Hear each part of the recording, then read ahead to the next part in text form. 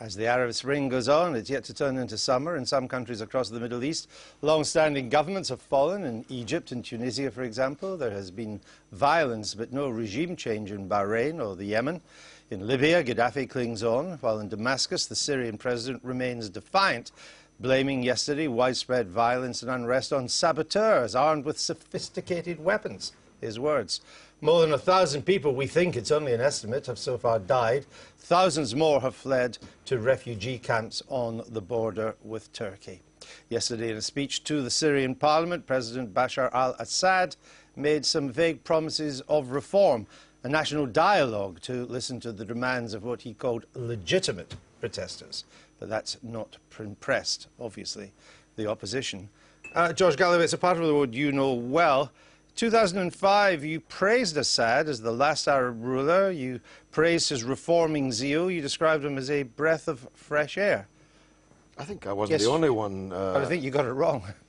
Up to a point, but I wasn't alone in that. Everyone felt that Bashar al-Assad was a breath of fresh air, British trained, educated, British wife.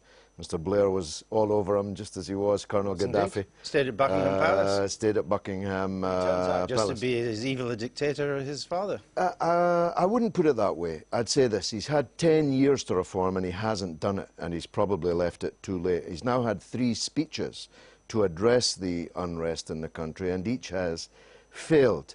But for those that want to see the downfall of Bashar, I'd just say be careful what you wish for, because one of the characteristics of Syria, which doesn't apply in these other countries you referred to, is that Syria is a remarkably, potentially vociferous, explosive place with Arabs and Kurds and Druze, Sunni and Shia, Alawiyin. It's potentially a powder keg. And, in a world full of repressive regimes, it is one of the most repressive, which is why it's always puzzled me, particularly in the principle that the apple never falls far from the tree, that the British Foreign Office, other Middle East commentators, yourself, all gave this guy the benefit of the doubt.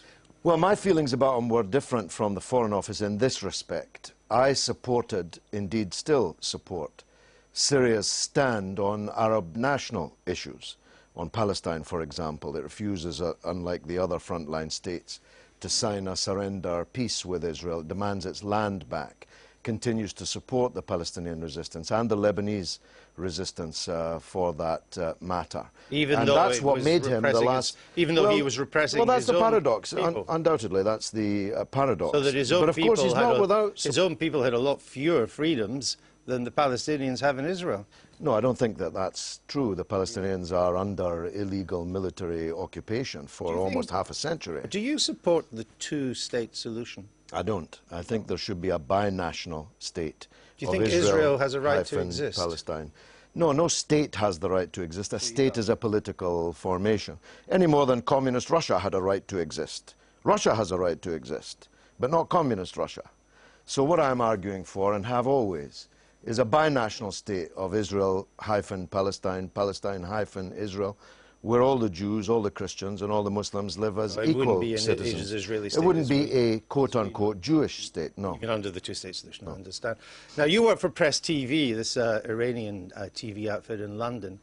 Is it true that when you interviewed Ahmadinejad, the ruler of Iran, you began by saying that you told him, I require police protection in London from the Iranian opposition because of my support for your election campaign.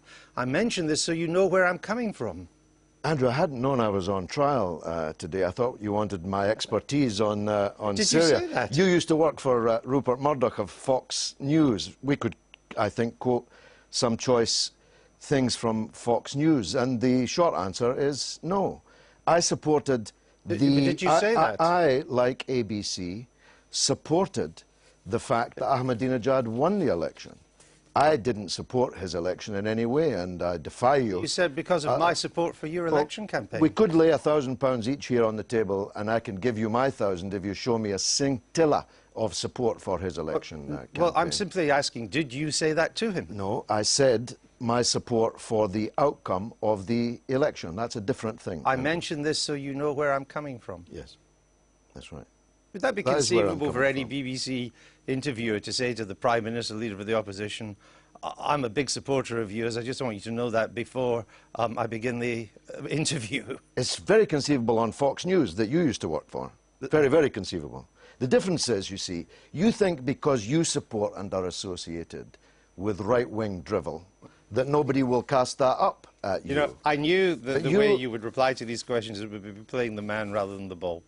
Well, you're the one playing the man, Andrew, and I'm the one you didn't even have the grace. I'm the one interviewing you. You didn't even have the grace. If you invite me onto your show, I'll answer your questions. You didn't even have the grace to tell me that this is the kind of interview it was going to be. Well, you are a respected and experienced chap. You're ready for anything that we throw at you. No, foolishly, I believed you when you said you wanted to talk to me about Bashar al-Assad, dogs in Parliament, and sundry domestic matters. More fool me. All right, we'll leave it on that then. Anita?